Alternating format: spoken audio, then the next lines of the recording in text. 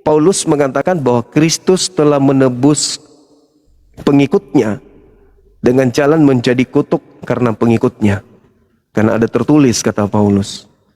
Nah, Paulus ini bersaksi seperti ini, itu sebenarnya kalau kita lihat dari suratnya dia, Yesus itu dikutuk oleh siapa? Karena yang mengutuk itu adalah Elohim, dan yang dikutuk itu adalah orang yang melakukan kejahatan yang sepadan dengan hukuman mati. Apakah betul itu Yesus? Atau jangan-jangan itu bukan Yesus? Atau apakah betul yang mengutuk adalah Tuhan Elohim? Atau jangan-jangan yang mengutuknya adalah iblis? Nah, saudara Kristenku lah yang bisa menjelaskan itu kepada kami. Silakan.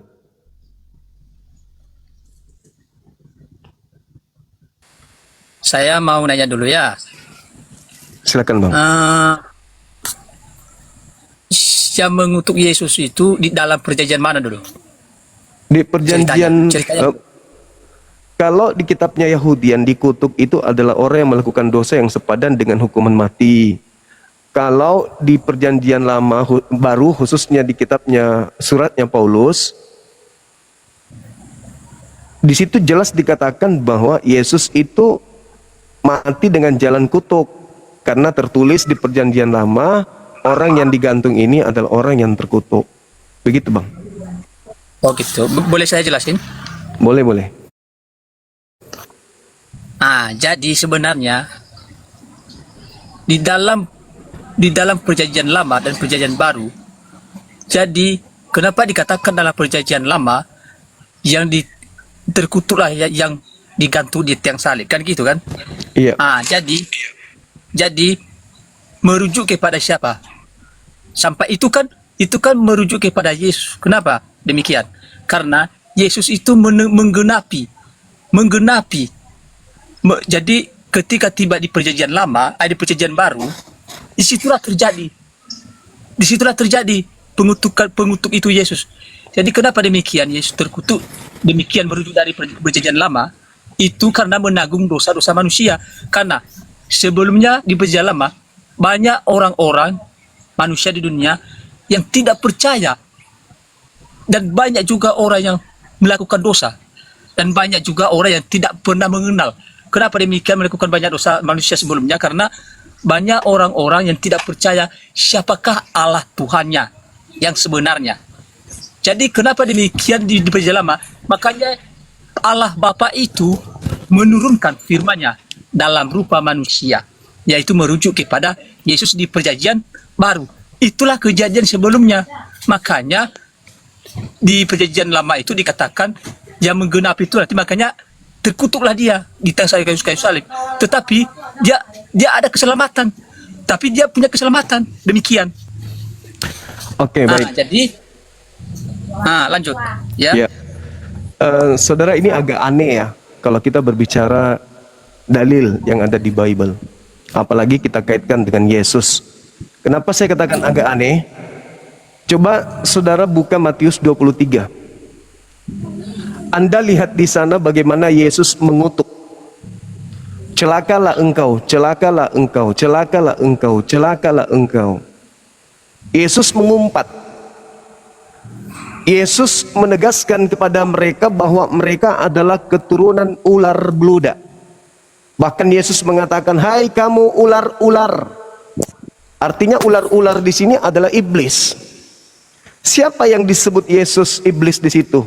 Keturunan ular. Orang-orang Yahudi. Kenapa mereka disebut oleh Yesus sebagai keturunan iblis?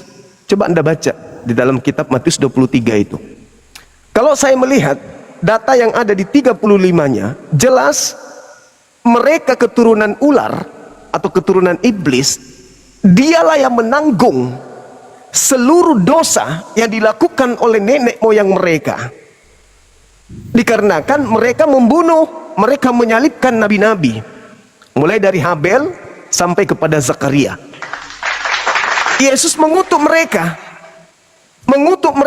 mencela mereka, mengumpat mereka.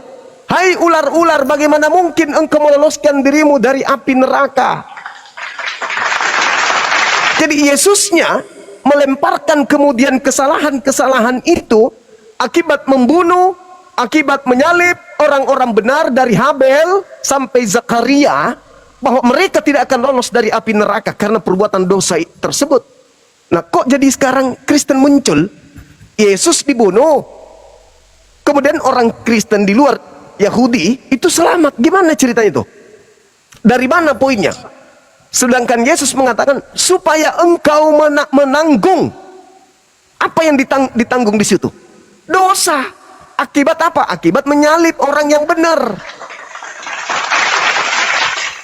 Tapi sekarang berubah di Kristen. Orang benar ketika dibunuh, orang benar ini yang menanggung. Dia sudah dibunuh, dia pula yang menanggung dosa. Kalau Yesus ajarannya beda. Yesus ajarannya, bagaimana mungkin kamu akan meloloskan dirimu dari api neraka? Sebab orang-orang benar, ahli Taurat, nabi-nabi yang diutus, kemudian kau bunuh, mulai dari Habel sampai Zakaria anak bereknya. Jadi tidak ada kemudian poinnya Yesus mengatakan bahwasanya orang benar dibunuh demi untuk menyelamatkan orang yang bersalah. Enggak, Yesus mengatakan dalam Matius 23, endingnya di 35, 36, Yesus mengatakan, bagaimana mungkin engkau akan meloloskan dirimu dari api neraka? Engkau akan menanggung semua dosa-dosa yang diakibatkan penumpahan darah terhadap orang yang benar. Karena disalib, karena dibunuh, mulai dari Habel sampai Zakaria.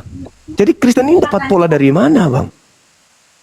Dari mana Kristen mendapatkan pola bahwa mereka orang Kristen, pelaku kejahatan yang pantasnya dikutuk, itu batal kutukan itu karena diberikan kepada orang benar Yesus. Itu di mana Tuhan mau mengutuk orang benar demi untuk menyelamatkan orang jahat? Itu di mana dalilnya? Oke, gini Bang, gini. Ya, silakan. Kalau menurut keyakinan Kristen, memang manusia, kan sudah dikatakan manusia memang tidak ada yang sempurna. Oke? Manusia tidak ada yang sempurna. Tetapi apa yang disampaikan kata Yesus, bagi siapa yang percaya kepadaku, maka dia akan selamat. Tapi bagi siapa yang tidak percaya kepadaku, maka dia tidak akan selamat, akan dihukum. Apa yang dikatakan Yesus di situ? Akulah jalan, kebenaran, dan kehidupan. Jadi kalau Yesus mengatakan hal demikian, jadi kita secara logika, bagaimana mungkin dia berkata? Secara logika, bagaimana mungkin dia berkata seperti itu? Bahwa dia itu ada jalan, kebenaran, dan kehidupan. Tidak ada seorang pun yang datang kepada Bapa atau Allah di surga tanpa melalui Yesus. Secara logika, bagaimana mungkin kita sebagai manusia? Bagaimana mungkin? Dari situlah kita harus cari tahu, kok bisa? Siapakah yang berani mengatakan hal demikian kalau bukan Allah sendiri? Jadi Allah sendiri itu atau Allah Bapa sumbernya, itulah Yesus tadi yang digenapi jadi firman. Jadi firman tadi dalam rupa manusia, itulah dia Yesus. Dia akan menggenapi hal perjanjian lama untuk perjanjian baru. Kalau menurut Kristen, Bang, Kristen itu yakin kepada yang hidup. Karena Kristen itu meyakinkan yang hidup itu, yang mati akan dibangkitkan, dan yang tidak percaya akan dihukum. Itu aja, Bang, kalau menurut Kristen. Ya, itu imannya Kristen, tapi tidak ada data, cuman asumsi, doktrin, dogma. Abangku, ketika Yesus itu jalan, kebenaran dan hidup, justru itulah masalahnya. Kenapa dia dibunuh? Kalau dia jalan kebenaran dan hidup, betul, harusnya dia diikuti ajarannya, bukan dibunuh. Coba dibunuh karena dia kan dibunuh karena menggenapi. Menggenapi apa? Apa yang digenapinya? Iblis, penyesat yang keluar dari kubur. Enggak ada itu, Bang. Apa yang digenapi? Sabar dulu, pelan-pelan. Nanti saya akan buktikan kepada Anda bahwa yang keluar dari kubur itu adalah penyesat. Iblis, Bang. Berdasarkan kitab Anda sendiri. Saya urai dulu supaya nanti Anda bisa dapat poinnya. Coba nih. Yesus di dalam Matius 23. Apa yang dikatakan nomor 35-nya? Orang-orang Yahudi menanggung dosa dari darah yang ditumpahkan orang yang tidak bersalah. Orang yang tidak bersalah yang disalib ditanggung dosanya oleh orang-orang Yahudi. Coba Anda dibaca dulu itu. Yesusnya yang mengatakan supaya kamu menanggung akibat penumpahan darah orang yang benar. Kamu yang menanggung karena kau menumpahkan darah orang yang benar itu. Bagaimana bisa kau meloloskan diri dari api neraka akibat kalian membunuh orang yang benar? Lalu kemudian orang-orang yang ada pada zaman itu, abangku, kalau Anda baca di dalam Matius 27 nomor 25, apa katanya? Biarlah kami dan keturunan kami yang menanggung darah Yesus yang disalib ini. Orang yang disalib ini biarlah kami dan keturunan kami yang menanggung darahnya. Bukan Yesus yang menanggung mereka. Terbalik, abangku. Ini ajaran Kristen, polanya dibalik. Kalau orang-orang pada zaman itu, sabar dulu. Orang-orang pada zaman itu, bang, ahli Torah, imam kepala, mahkamah agama, orang Farisi, kurang apa ilmu mereka tentang Bible, tentang kitab mereka, kitab Tanakh? Kurang apa ilmunya? Tapi apa kata mereka di dalam Matius 27 nomor 25? Biarlah aku, biarlah kami dan keturunan kami dan anak-anak kami yang menanggung darah Yesus atas pembunuhan ini, atas pembunuhan terhadap Yesus. Biarlah kami dan keturunan kami yang menanggung akibat kematiannya. Kok jadi sekarang Kristen pula yang diselamatkan dari penyaliban itu? Coba abangku, saya masih bertanya, tolong tunjukkan dalilnya di mana Tuhan Elohim menyalibkan dan mengutuk orang benar demi menyelamatkan orang yang bersalah. Ingat kata Yesus, justru karena menyalibkan orang yang bersalah, orang-orang Yahudi Yesus sebut sebagai keturunan ular-ular, keturunan ular beludak. Dan Yesus berkata, bagaimana mungkin orang yang menyalibkannya, orang yang menyalibkan orang benar, itu bisa lolos dari api neraka jahanam. Ini saya tidak mengada-ngada. Itu dalil. Silakan. Saya tanggapi. Silakan. Bang Juma mengatakan kenapa orang benar harus disalibkan dan orang-orang itu tidak bisa lolos dari api neraka, gitu ya? Kata Yesus, bang, bukan kata saya. Iya, iya betul.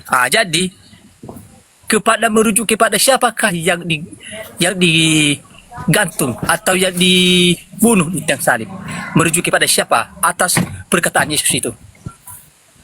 Itu kan tergantung adalah perkataannya sendiri, jatuh kepada dirinya sendiri, seperti yang dikatakannya, tidak lama lagi aku bersama-sama dengan kalian, sebab anak manusia harus harus menggenapi.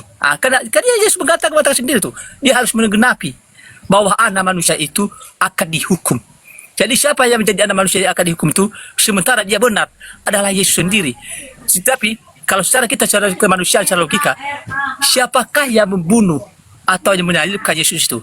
Itu berarti merujuk kepada orang-orang yang tidak percaya kepada Yesus. Itulah pembunuhnya sebenarnya.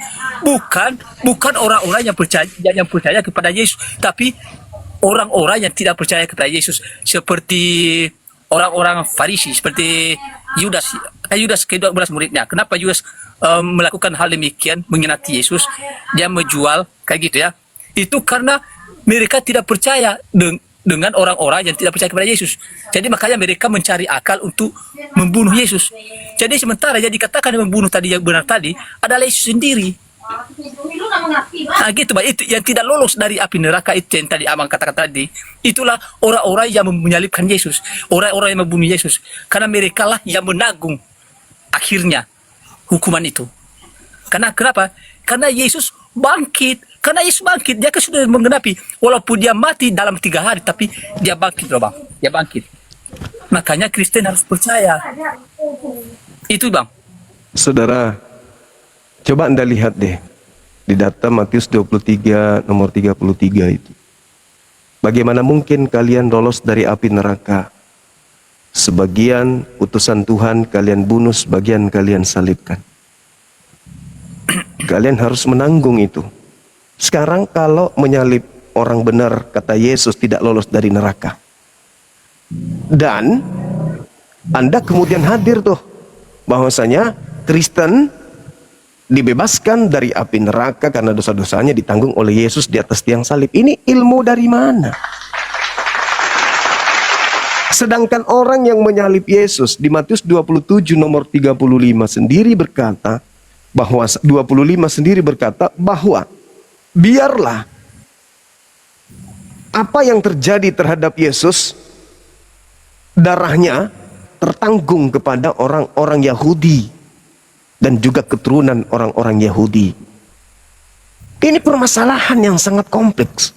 Orang-orang yang menyalibkan Yesus, seluruh rakyat ada pada zaman itu yang menginginkan penyaliban, justru mereka mengatakan, biarlah kami yang menanggung darah Yesus dan keturunan-keturunan kami yang menanggungnya.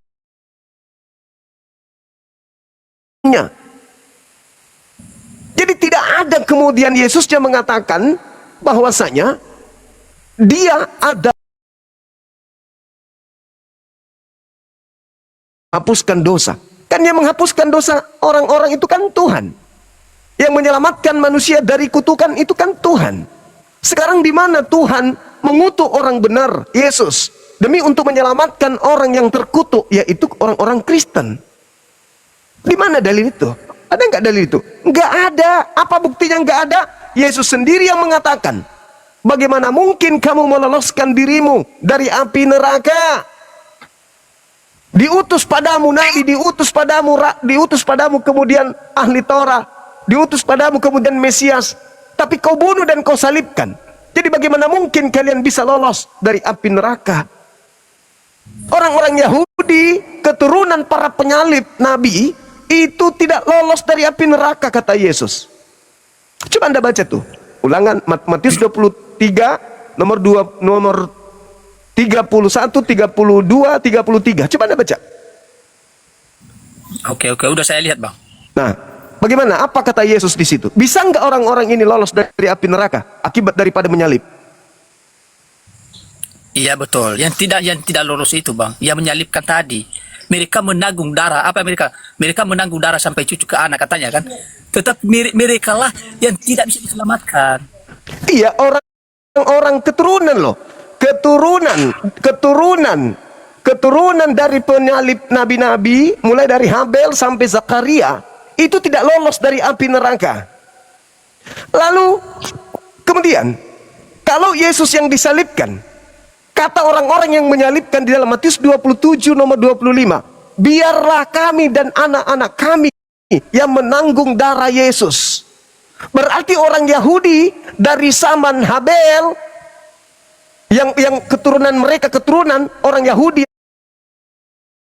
yang berasal dari nenek moyang mereka dari Habel sampai kepada Zakaria, tidak lolos dari neraka. Lalu orang Yahudi yang menyalib Yesus sampai keturunannya, anak-anaknya sampai hari ini tidak lolos dari api neraka. Lalu Kristen masuk surga. Dari mana itu, Pak? Dari mana, Bang? Hah? Orang yang membunuh Yesus, keturunannya sampai hari ini menanggung darah Yesus, tidak lolos dari api neraka. Keturunan nenek moyang mereka dari Habel, yang telah membunuh saudaranya sendiri, sampai Nabi Zakaria, keturunannya tidak lolos dari api neraka. Yang membunuh Yesus, orang-orang pada zaman itu, sampai keturunannya hari ini tidak lolos dari api neraka. Lalu ada orang asing masuk surga dari kejadian penyaliban itu. Apa enggak lawak-lawak itu, Bang? Apa enggak lawak-lawak? Kenapa bukan keturunan penyalib Yesus yang selamat kalau penyaliban itu adalah benar Tuhan yang melakukan? Benar Tuhan yang mengutuk Yesus. Kenapa bukan keturunan orang pembunuh-pembunuh ini yang kemudian masuk surga? Kenapa harus Kristen? Gara-gara ada yang keluar dari kubur mengaku Kristus. Nah, itu poinnya. Itu adalah bukan Yesus yang asli. Kalau Anda ingin membuktikan, silakan Anda kasih saya data dulu bahwa yang mati di salib ini adalah benar-benar Yesus. Adakah kemudian Tuhan ingin mengutuk orang yang benar demi menyelamatkan orang-orang jahat? Mana dalilnya, Bang? Gini, Bang. Silakan. Gimana ya? Biarpun mungkin kalau diperdalamkan kali, Kristen membenarkan atau memberitahukan kepada Bang Jumala atau seluruh umat-umat Muslim, mungkin tidak percaya. Kenapa tidak percaya demikian? Karena mereka tidak mengerti tentang perumpamaan tadi. Karena perumpamaan dan arti kata yang disampaikan oleh Yesus itu, kebanyakan umat-umat Muslim itu tidak mengerti, tidak memahami. Jadi gini aja Bang, mungkin kalau menurut Abang Kristen selalu salah kayak gini. Oke lah, enggak apa-apa. Oke, saya terima. Sekarang Bang, saya mau nanya kepada tentang umat Islam, apakah boleh? Silakan. Tapi yang pasti tidak keluar dari tema ini, abangku. Ya, bukan. Pokoknya saya cuma mau nanya tentang bagian Islam ya, bukan. Saya tidak lari tentang hal tema, tapi saya cuma menanyakan tentang hal-hal Islam. Boleh kan? Iya, silakan. Sebelumnya dulu Bang, sebelumnya untuk mempertanyakan tentang hal Islam, saya menanyakan dulu. Di akhir zaman, walaupun di Al-Quran atau di Alkitab, siapakah Nabi yang turun di akhir zaman? Nabi Isa alaihissalam. Nabi Isa. Ya. Kan sudah tahu. Jadi kenapa masih juga dibantah, Bang? Kan sudah tahu kan? Nabi Isa kalau menurut Al-Quran yang datang di akhir zaman adalah Nabi Isa atau putra Maryam. Sementara di Al-Quran yang datang pula di hari kiamat atau hari akhir dunia adalah Yesus sendiri datang kedua kalinya. Kenapa demikian? Dia datang kedua kalinya adalah menyelamatkan manusia yang percaya kepadanya.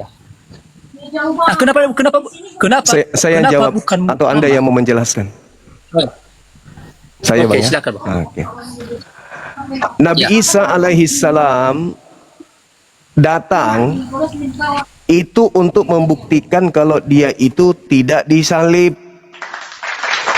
Nabi Isa alaihissalam datang untuk membenarkan Al-Quran yang mengatakan wa ma qatalu wa ma salabu walakin syubbiha lahum. Makanya Nabi Isa tidak keluar dari kubur. Ingat abangku, Al-Quran mengatakan As-Sukruf ayat 61. Beliau Nabi Isa datang untuk sebagai pertanda datangnya hari kiamat. Sedangkan ketika Anda berbicara di dalam Bible, Matius 24, nomor 3, nomor 4 dan 5, Yesus ditanya, "Guru, apa tanda kedatanganmu?" Tanda kedatanganku bukan keluar dari kubur. Tanda kedatanganku keluar dari tengah-tengah langit. Al-Quran surah As-Sukruf ayat 61. Itu kata Yesus, dan itu dibenarkan Al-Quran kalau sesi itu. Jadi beliau datang itu sebagai hakim. Siapa yang dia mau hakimi? Orang-orang yang menuhankan dirinya. Makanya ditanya oleh Allah, wa isqalallah ya Isa bin Maryam a'anta qulta linnas, apakah engkau yang mengajarkan orang-orang ini menuhankan dirimu selain daripada aku? Qala subhanaka ma yakunu li an aqula ma laysa li bihaqqa. Maha suci engkau ya Allah, aku tidak pernah mengatakan apa yang bukan hakku untuk aku katakan. Jadi Nabi Isa turun untuk menghakimi yang terdakwa. Siapa yang terdakwa? Ya kalian. Kenapa bukan umatnya Nabi Musa yang turun? Karena umatnya Nabi Musa tidak menuhankan Nabi Musa. Kenapa bukan umatnya Nabi Muhammad? Kenapa bukan Nabi Muhammad? Karena umatnya Nabi Muhammad tidak ada yang menuhankan Nabi Muhammad. Beliau ditanya, apakah engkau yang mengajarkan? Bukan saya. Mereka sendiri yang mau. Maka turun Nabi Isa mendakwai kalian. Mana poinnya? Coba Anda lihat di dalam Yohanes 8 nomor 40, Yohanes 12 nomor 48. Apa kata Yesus di situ, Bang? Qala subhanaka ma yakunu li an aqula ma laysa li bihaqqa. Kata beliau, barang siapa yang menolak aku dan tidak menerima firmanku, dia sudah ada hakimnya, yaitu firman yang pernah aku katakan kepada mereka. Firman itulah kelak yang akan menjadi hakimnya di akhir zaman.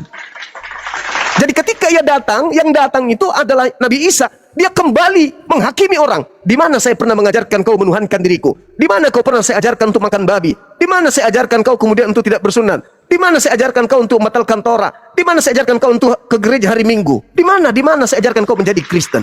Itu pola yang akan dia datang sebagai hakim. Makanya Al-Quran mengatakan, wa iskala Isa bin Maryam ya bani Israel inni rasulullahi ilaikum musaddiqan lima baina yaday minat Torah wa mubasysyiran bi rasul yati min ba'di ismuhu Ahmad.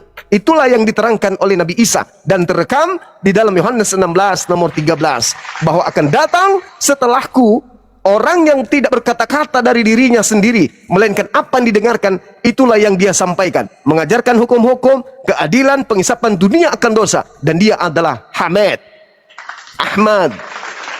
Coba Anda baca dalam bahasa Ibrani, Yohanes 16 nomor 13 itu. Itu jelas. Jadi Nabi Isa turun untuk mendakwai orang-orang yang menuhankan dirinya.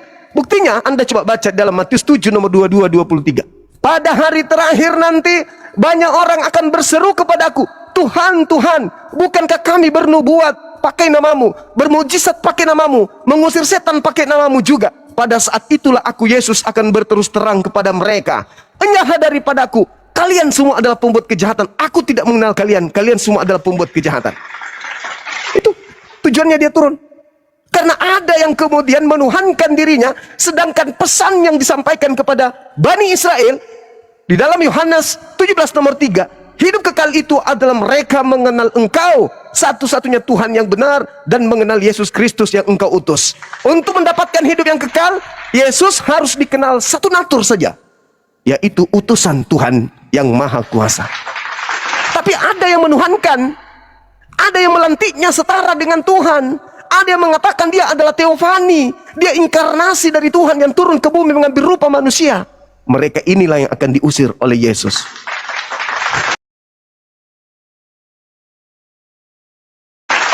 Jadi kedatangannya kedua kali untuk membuktikan kepada Tuhannya, aku tidak pernah mengajarkan makultu lahum illa ma amartani bi ani abudullah rabbi wa rabbakum. Aku tidak pernah mengajarkan sesuatu yang bukan hakku untuk aku katakan. Aku hanya mengajarkan mereka, sembahlah Allah, Tuhanku dan Tuhanmu. Wahai Maria, jangan kau sentuh aku, tapi pergilah kepada saudara-saudaraku, katakan kepada mereka, aku pergi kepada Tuhanku dan Tuhanmu. Jelas kok itu. Itu jelas loh. Makanya saya katakan, kok ada nabi, ada rasul dikutuk. Sementara Yesus itu diceritakan, dia adalah orang suci, orang yang dimuliakan sebelum dunia ada, orang yang dikasihi, kok dikutuk? Atau jangan-jangan Al-Quran betul dengan mengatakan Nabi Isa tidak disalibkan, tetapi yang disalibkan itu adalah orang yang diserupakan. Pas Yesus juga mengatakan, waspadalah kepada penyesat yang datang kepadaku, kepada kalian memakai namaku dan berkata, akulah Kristus. Diserupakan. Nabi Isa diserupakan. Yesus mengatakan, penyesat datang memakai namaku dan berkata, akulah Mesias. Disandingkan begini, berarti penyesat ini diserupakan dengan Nabi Isa alaihissalam. Berarti ada penyesat yang memakai nama Yesus. Ada penyesat yang memakai nama Yesus. Dan coba Anda baca di dalam Markus 16 nomor 12, apa katanya? Dan Yesus menampakkan diri kepada kedua muridnya dalam rupa yang lain. Berarti yang keluar dari kubur itu sudah bukan Yesus. Kenapa? Karena sudah bukan rupa Yesus, tapi rupa lain. Kalau rupa lain, dari mana pengarang Markus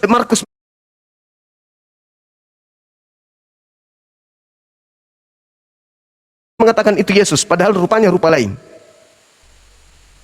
Makasih sahabat bro. Dari mana coba? Dari mana ilmunya? Makanya tidak ada satupun orang. Silakan. Oke, siap. Salut juga saya sama abang bisa memahami ayat Alkitab ya. Oke, mantap. Bahasa Indonesia. Saya juga bangga kalau ya salut juga sama abang. Saya bangga kalau abang sudah memahami isi Alkitab ya, sudah memahami ayat-ayatnya. Ya, tidak apa-apa, bagus tuh. Gini aja bang. Nah, mungkin saya kurang fokus juga bang, kurang fokus untuk menanggapi ataupun mempertanyakan. Gini aja bang. Cari lagi lah yang agak khusus agama Kristen yang naik ke atas lagi. Saya kurang fokus. Baik, oke, saudara. pokoknya gini. Pokoknya bang, saya bangga sama abang Salut karena abang sudah memahami Alkitab atau ayat Alkitab. Itu aja. Ya, makasih sama-sama abang. Oke, minta turun dulu ya. Siap. Anda nggak paham ya bang? Atau sama paham? Udah terguncang ya bang ya? Ya Allah. Turun lagi, Kak, turun lagi ya. Ya, Oke, siap. terguncang bang ya. Banyak belajar bang. Oke. Mantap. Ya Allah, luar biasa guru kita ini. Tidak bisa lagi berkata apa-apa ya. Pak Guru Ki, Banyak tapi belajar Ki. Sudah TKO. Oke, silakan. Ya, Kita belum Ya, sampai pasti. kepada dalil bahwa yang bangkit itu adalah penyesat menurut orang yang punya wewenang, punya kredibilitas untuk mengatakan itu pada saat itu. Jadi bukan kita yang mengatakan. Kalau Al-Quran kan jelas, fa innaka rajim. Iblis itu sesungguhnya adalah yang terkutuk kan gitu.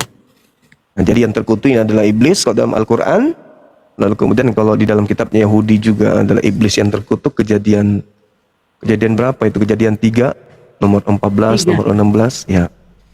Itu jelas, dan kita lihat pengakuan Yesus di dalam Matius 25 nomor 41, yang terkutuk itu juga dienyahkan ke dalam api neraka jahanam. Itu kata Yesus. Jadi menurut Yesus yang terkutuk itu ke neraka, menurut ajaran Nabi Musa yang terkutuk itu adalah iblis, menurut ajaran Nabi Muhammad yang terkutuk itu iblis, menurut ajaran Paulus yang terkutuk itu Tuhan. Jadi agak Berarti Tuhannya aneh. Paulus iblis.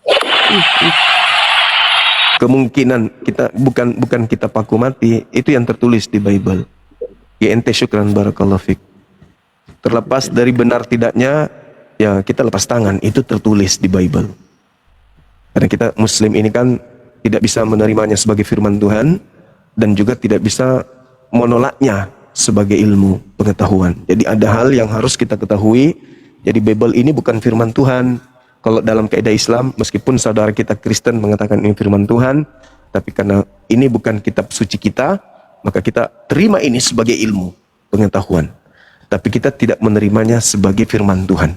Kita tolak sebagai firman Tuhan, tetapi kita terima sebagai ilmu pengetahuan. Jangankan buku seperti ini yang dimuliakan, yang disucikan oleh saudara-saudara kita non-muslim, buku primbon saja masih kita pelajari. Bahkan buku-buku daftar menu juga kita pelajari. Bahkan catatan-catatan piutangnya Pak Bom Bom pun masih bisa kita baca. Begitu saudara. Silakan kalau masih ada teman kita yang mau belajar atau mau tanya jawab. Teman-teman di bawah jangan terguncang ya. Ayolah multi. Berkalian teredukasi. Kita pun dapat ilmu semua. Ayo. Siapa itu di YouTube bilang sampo metal? Hah? Maksud lu apa? Hah? Rambut saya gitu maksudnya. Assalamualaikum Bang Zuma. Tep-tep saudara. Waalaikumsalam warahmatullahi wabarakatuh. Kang. Maaf Kang, Bang, mau mana, Kang? nanya Bang. Saya Muslim. Kang. Kok ini Boleh gelap? nanya Bang. Islam Bu, Bunda. Oh Islam. Mau nanya apa bang? Ya. Nah ini lagi nunggu oten ya. Oh ya dah, di bawah aja. Iya Ganggu bang. juga. Saya turun aja. Ya. Makasih Bunda. Makasih Bang Apollo. Kalau ada pertanyaan di DM aja Bang. Kalau terkait Islam ada Ustadz kita di sini. Ustadz Miftah, Muhammad Miftah. Bisa di DM ke beliau. Kalau memang ada pertanyaan sangat penting dan harus dijawab terkait dengan Islam. Oh ya, baik. Ya, Kasih. Assalamualaikum Bang. Waalaikumsalam warahmatullahi wabarakatuh. Waalaikumsalam warahmatullahi wabarakatuh. Abdul Razak Muslim pasti. Apa bang? Mau bagi Muslim. waris? Assalamualaikum Gurunda. Assalamualaikum. Waalaikumsalam Muslim ya. warahmatullahi wabarakatuh. Akan mana ini bang? Ya cuman salam kenal, cuma menyimak aja dulu di bawah saya. Ya bang. Assalamualaikum. Waalaikumsalam warahmatullahi wabarakatuh. Ayo teman-teman. Mana Pastor Gigi? Kok Pastor Gigi? Pastor, ayo naik. Pak Pastor.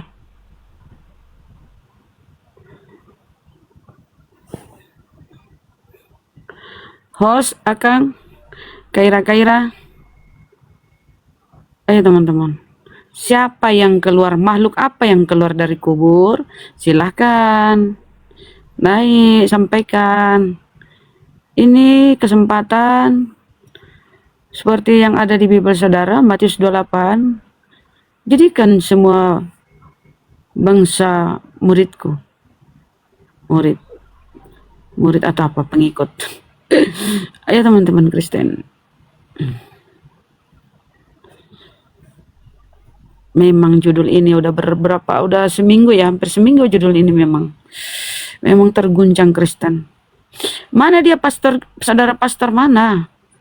Nggak ada, multi Pak Pastor. Ayo, mana dia? Manulang, mana Manulang? Ayo teman-teman, Pak Pastor naik yuk. Mana dia? Pastornya pada gemeteran.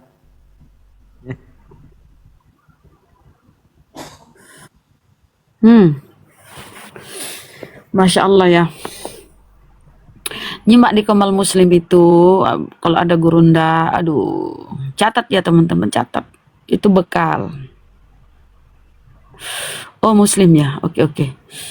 Ayo mana teman-teman Kristen?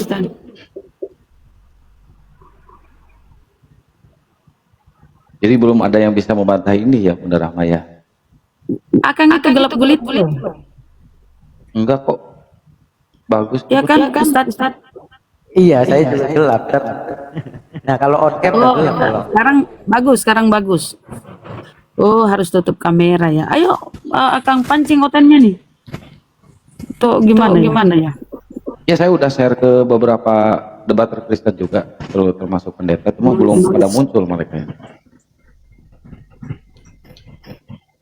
Mungkin ketakutan lihat tema ini. Siapa yang untuk Yesus? Iya. Akang noise.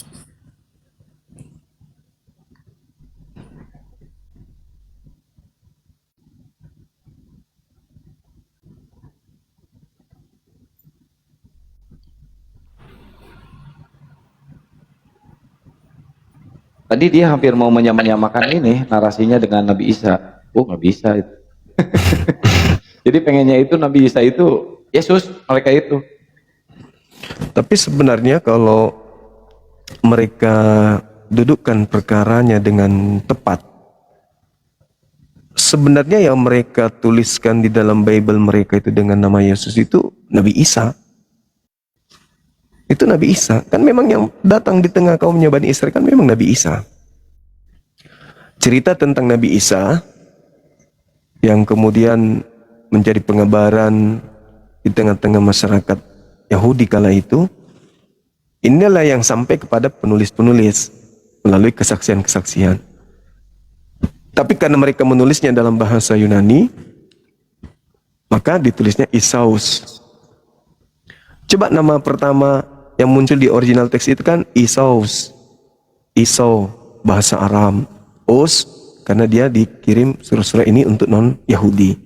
Maka tertulis Isaus. Nanti di Indonesia baru diganti menjadi Yesus.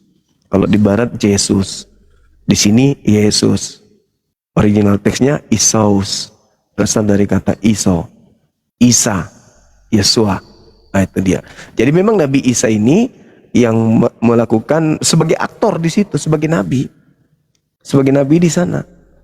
Nah ceritanya simpang siur, ceritanya kemudian yang ada di tengah-tengah masyarakat, kejadian peristiwa-peristiwa yang terjadi, Nabi Isa membangkitkan orang mati, dan seterusnya. Itu sampai kepada mereka cerita itu. Nah ada yang menulis. Maka kesaksian-kesaksian orang ini dikumpul. Nah yang tertulis adalah Yesus. Makanya pertama mereka masuk ke Indonesia, itulah juga sebabnya mereka menggunakan nama Isa alaihissalam, Isa al-Masih. Begitu. Nah sekarang baru mereka sok gengsi. Oh, bukan Nabi Isa, Yesus itu bukan Nabi Isa. Nah, itu mah sekarang. Kalau dulu pertama ke Indonesia bilangnya Isa al-Masih. Bahkan gereja-gereja itu masih banyak yang mengatasnamakan Isa al-Masih. Itu jejak sejarah yang tidak bisa mereka hilangkan. Kecuali dirubah, gerejanya dibongkar namanya baru tulis Yesus Kristus. Tapi tetap aja. Kenapa? Karena Bible tertua masih menyisahkan nama Nabi Isa al-Masih di situ. Jadi tidak bisa kemudian mereka menyembunyikan identitas pengakuan secara tidak sadar. Begitu abangku dan teman-teman yang lain. Berarti Gurunda, yang dia pikir yang dia Tuhankan Yesus anak Maria yang orang Yahudi ini ya, yang itu yang dia pikir ya, yang mati. Padahal, aduh, Kristus palsu kawan. Kita sapa Yuda. Selamat malam saudara Yuda, Kristen Muslim. Muslim, Mbak. Silakan apa yang disampaikan Bang? Iya, saya senang kalau Bang Zuma dakwahnya itu pakai Al-Maidah yang Allah nanyain Yesus kenapa itu apa? Oke, Apakah Bang. kamu menyuruh ini menuhankan aku? Iya. Itu kayaknya lebih ngena deh, Bang, kalau pakai itu, Bang. Ya, Untuk orang-orang mereka Kristen menolak, itu.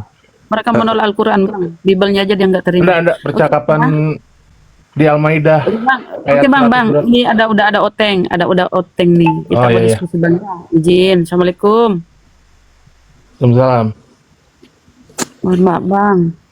Manulang, Kristen. Manre, habis itu joka-joka, kita pergi garap untuk cium batu.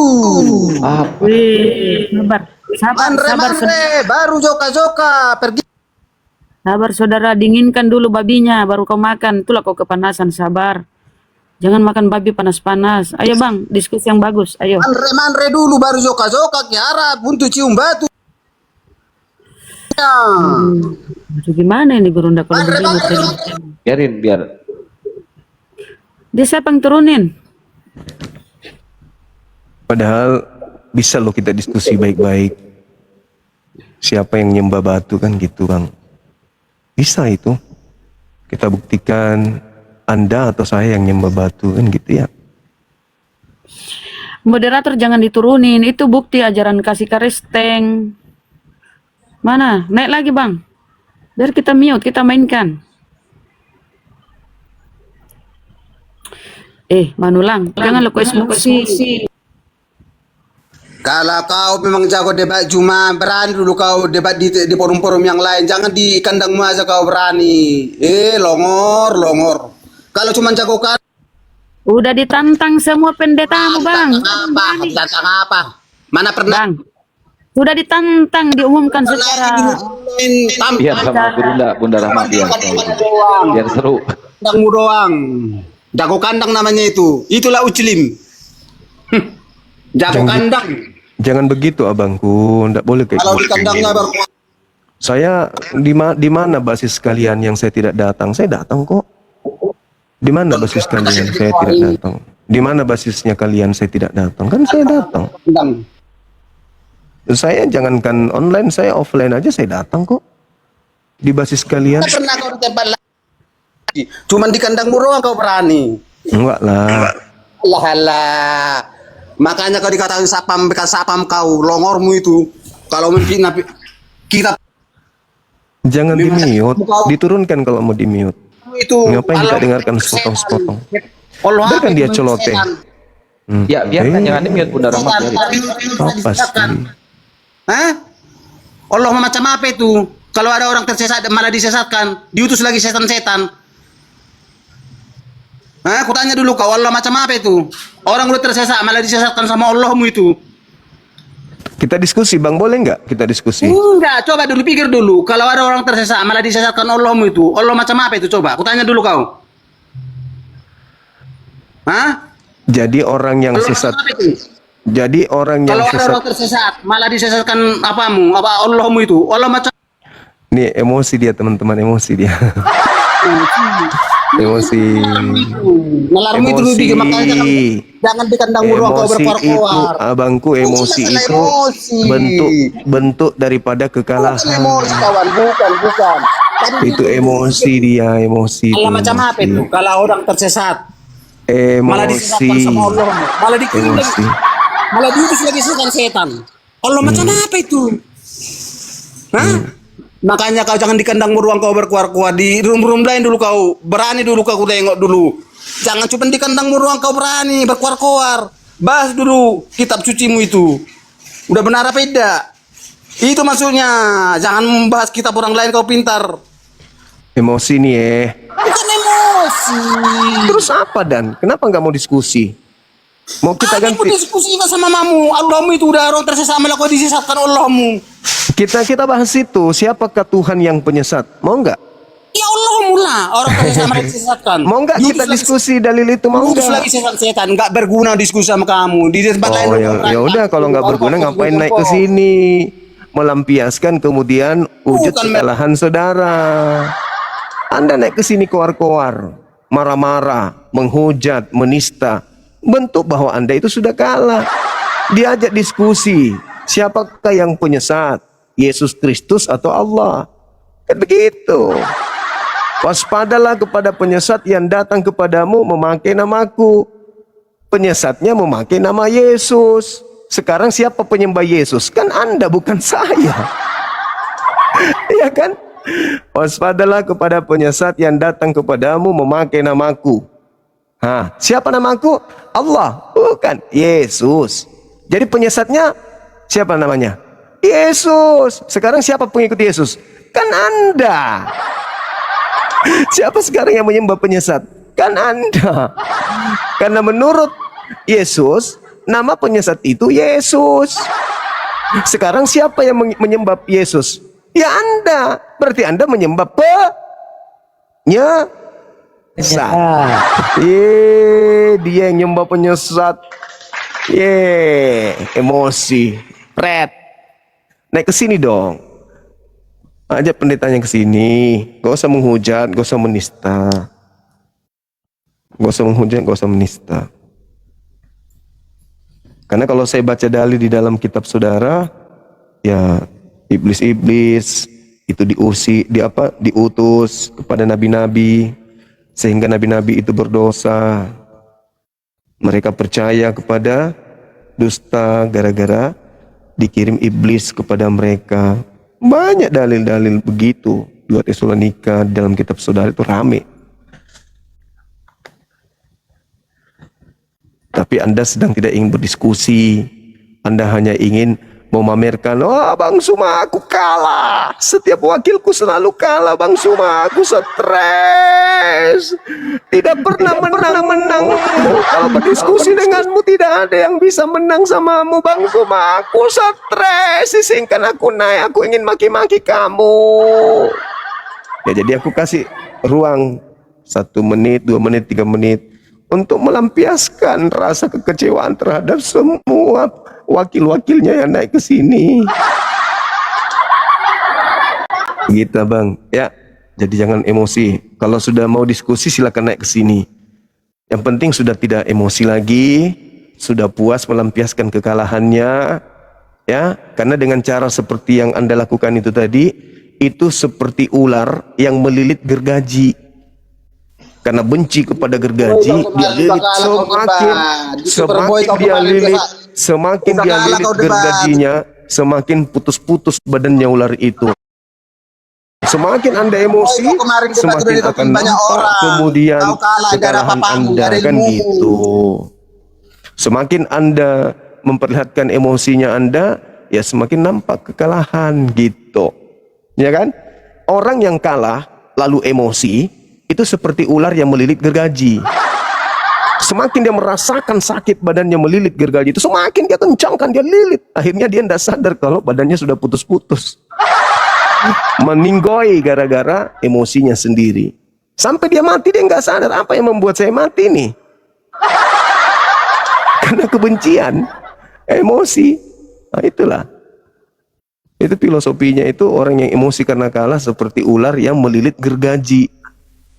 Semakin jengkel, semakin emosi, semakin meluap-luap emosinya, semakin kencang dia lilit, kemudian gergaji ya putus sendiri badannya. Mati dengan emosinya sendiri. Nah, tadi teman kita itu sudah di rumahnya tuh melempar pancing semua itu, istrinya, "Pak minum." "Ah, nggak ada minum." Anaknya minta uang jajan besok Bang, aku, "Pergi sana, nggak ada uang jajan."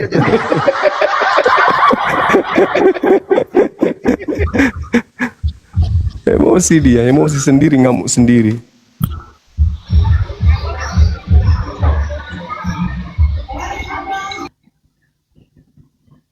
Garega, Muslim Kristen.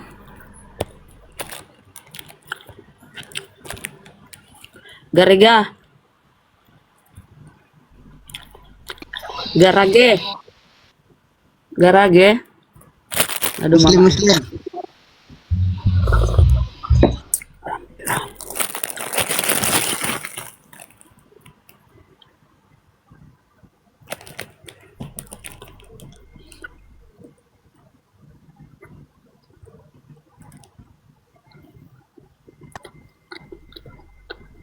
Ayo silakan buat teman-teman yang Kristen, silakan. Ini kesempatan baik ya.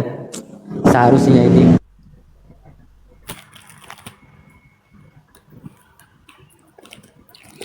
Ya itulah sisa-sisa Kristen ya. Adapun Kristen sisanya itu yang kesurupan-kesurupan kayak tadi tuh loh. Kok mau diskusi dengan baik? Padahal nggak ada yang maksa dia untuk bersyahadat kan, cuma diskusi sini. Apa kau kalian marah-marah panas?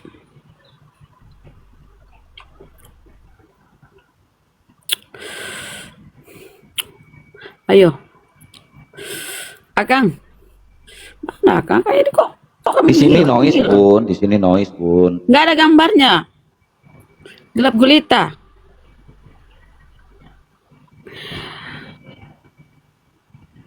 Nah, kan begitu ada gambar bagus. Ayo teman, Manulang. Oh ini kebanyakan makan tulang kali kau.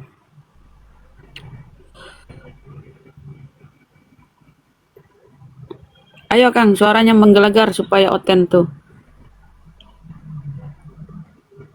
Aku minum teh. Ini netizen tahu kalau aku lagi makan, lagi ngunyah. Lanjut. Ayo teman-teman Oten yang mau diskusi silahkan ya, naik ke atas silahkan. Kadang kalian itu menyamakan Yesus dengan Nabi Isa, kadang tidak mau disamakan. Aduh, kayak mana kalian ini? Memang kadang Herman kita ya sama mereka itu.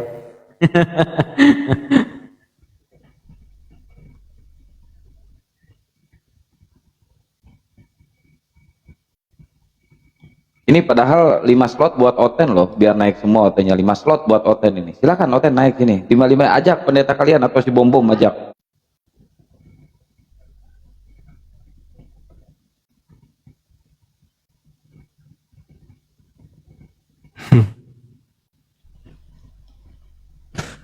Sambil ngechat teman-teman, nunggu Oten sambil ngechat. Guru saya juga lagi ngechat juga. Oke, silakan kalau sudah ada yang bisa berdiskusi, kita akan pelan-pelan mengajarkan bahwa menurut orang-orang pada zaman itu yang keluar dari kubur itu adalah penyesat. Saya belum keluarkan datanya karena belum ada saya rasa non-muslim yang kuat untuk menahan serangan saya dari aspek itu. Kalau yang kayak tadi itu kan orang cuman stres karena kalah. Dia itu stresnya sebenarnya sama pendetanya Gurunda. Gak ada satupun pendetanya yang berani debat dengan Gurunda. Jadi dilampiaskannya di sini ke Gurunda pada ke Kayaknya sih begitu. Kayaknya capek-capek habis bayar perpuluhan tapi pendetanya dodol, nggak ada yang berani diskusi. Kayak kasus kawan kita dulu yang sudah mualaf, siapa namanya yang perempuan? Kakaknya yoga. Oh, Olan. Udah bayar Olan. ratusan juta itu. Iya betul. Habis duitnya. Ada 25 pendeta dibayarnya. Ternyata termasuk si mata pisau juga sama si Cepe dibayar sama si Olan. Gak ada yang mampu itu. Udah habis hampir 200 jutaan itu si Olan bayar pendeta. Ternyata pendetanya botol semuanya, gak ada yang berani debat sama Bang Juma. Ada yang naik dulu ya, debat sama Bang Juma. Baru juga berapa ronde udah kabur itu pendetanya. Naiklah si Olan caci maki pendeta itu. Iya. Dia bilang, pada kau ini. Udah sudah turun katanya, turun. Karena dia melihat petinjunya udah kalah, ronde pertama udah KO. Olan suruh turun. Ambruk duluan.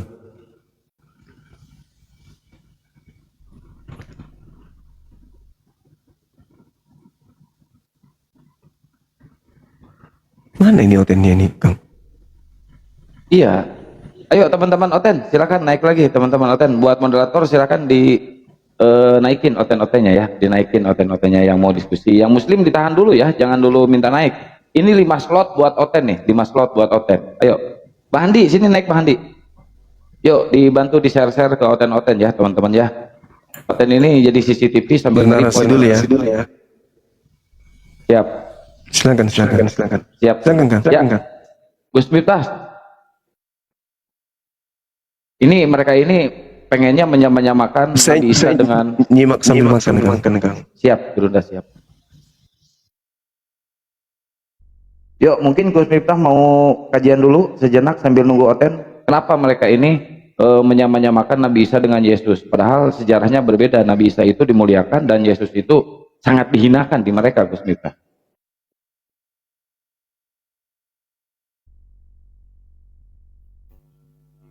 Susah juga ya ini nyari Oten ya, korek dari tadi.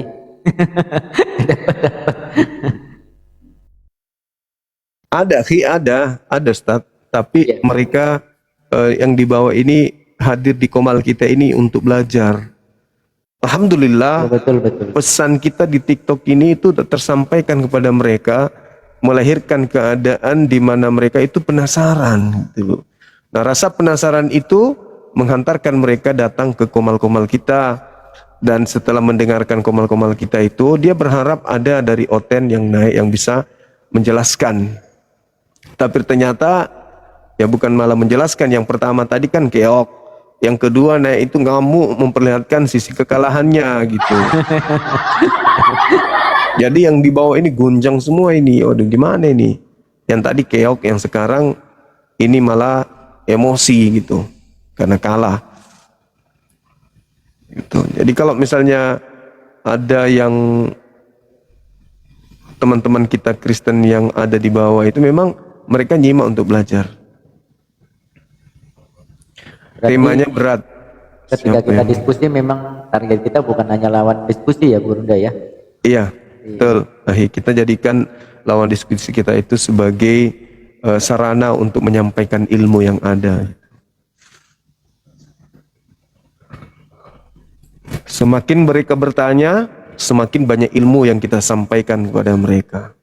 Cuman kalau sudah ada yang mau mengajak lari dari tema itu biasa ujung-ujungnya penghujat, mau menghujat. Kenapa? Karena sudah dapat ilmu titipan dari luar, dia bawa ke sini, pertanyaan titipan. Gitu ahi.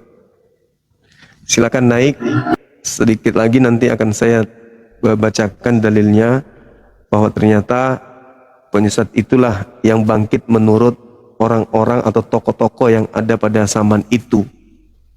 Kalau kemudian Yesus mengatakan angkatan jahat minta satu tanda, dan ternyata angkatan jahat ini tandanya adalah anak manusia keluar dari kubur, ternyata ada kaitannya. Orang-orang yang ada pada saat itu yang memiliki kemudian wewenang, itu justru juga mengatakan bahwa yang keluar dari kubur itu adalah penyesat. Dan itu tertulis di Bible. Nah, ini kita akan jelaskan nanti kalau sudah ada dari Kristen yang bisa. Oke, David. Selamat malam, saudara Kristen. David. Kok Kristen David? Apa kabur? Bang Handi, Assalamualaikum. Islam. Waalaikumsalam warahmatullahi Assalamualaikum wabarakatuh. warahmatullahi Waalaikumsalam, saya muslim Bu. Samson Bang Samson. Samson Jail. Samson Kristen. Samson. Salah pencet semua. Kenapa? Bagaimana kabar tak, Deng? Bang Handi, sehat? Alhamdulillah sehat. Ada saran ini Bang Juma kalau boleh nih ya. Soalnya ini beberapa hari topik ini dibahas kayaknya sepi peminat.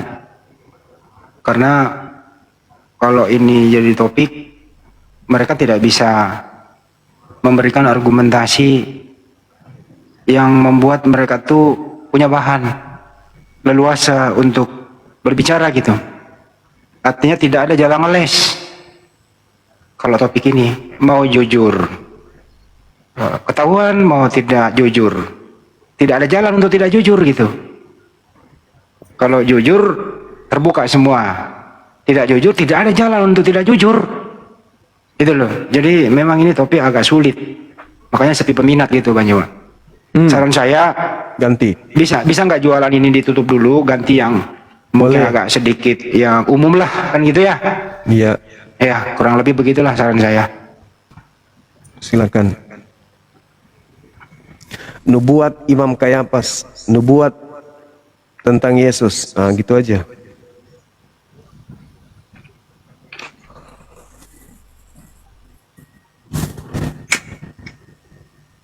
Nah, itu bagus tuh. Nah, itu nanti naik semua itu kelas-kelas ini, kelas teri dengan semangatnya. Mudah-mudahan ya. Kur, Ten. Kur, semangat. Mantap, Bang. Semangat mini guru naga. Memang lah dia imani Yesus itu ada nubuatannya toh. Berlomba-lomba mau naik. Oh itu malah dibilang si Teddy bilang pret naik kok Teddy. Tuhan bukan dinubuatkan Aduh, pripat gak bisa dijambak. Naiklah teman Kristen ya. Nubuat Yesus. Lidahnya keluh dibawa ke pembantaian. Itu kan dia sering angkat tuh. Jadi, tapi kalau kita lari ke Yohanes 11, persepakatan. Nubuatan Kayafas. Mau dinaikkan, dia nggak bisa dijambak. Si Teddy ini malu-malu kucing. Padahal judulnya Tapi ini udah cuma aneh ini nama Yesus ini gitu, karena di Yudaism sendiri itu ya, atau di kawasan sana lah, tidak ada tuh nama orang-orang di situ berakhiran S.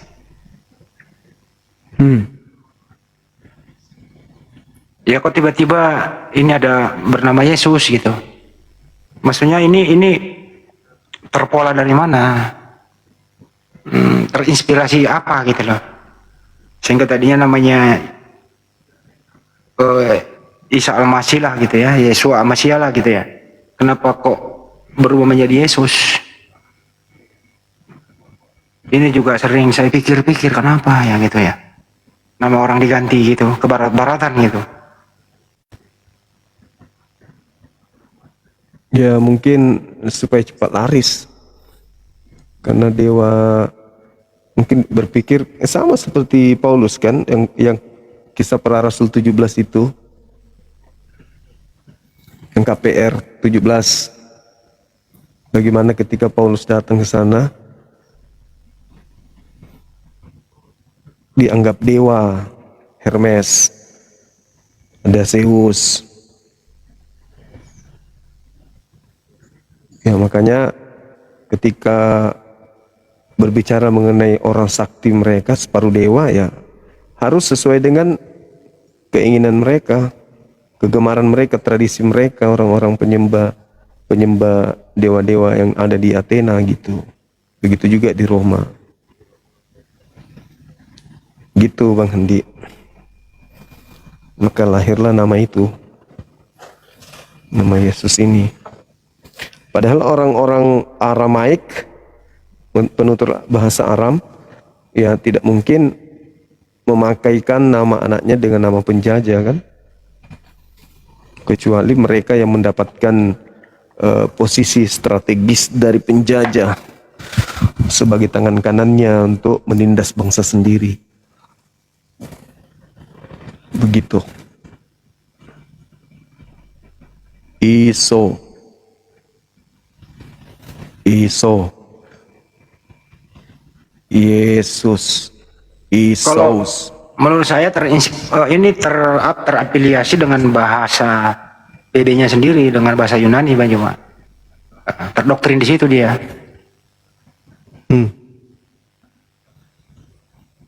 Ya bahasa Yunaninya kan Theos, Kurios, Apostolos. Kan gitu ya? Iya. Betul. Penulisnya juga kan Paulus, Lukas, Markus, Matius. Gitu loh. Kecuali Yohanes, semua loh penulisnya. Yohanes dibeda. Ada maksudnya saya gini loh benda, ini faktor kesengajaan apa kebetulan ya? Yesus, maaf ya teman-temannya, ini fakta loh. Yesus Tuhan mereka, penulisnya Lukas, Matius, Markus, Yohanes, Paulus. Berakhiran semua loh. Ada yang tidak, tetapi tidak dipakai. Barnabas. Bukan Barnabas, yes. Immanuel. Filipus. Oh iya, Immanuel. Kan malaikatnya datang suruh panggil Immanuel, tapi tidak dipanggil toh.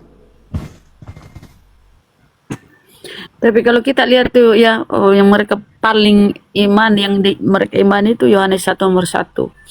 Ini kan bukan Yohanes Pembaptis. Ini kan Yohanes ya karangan lah ya, tapi ini mereka nggak paham siapa sih ini. Yohanes siapa ini yang di sini nih, Yohanes 1 nomor 1.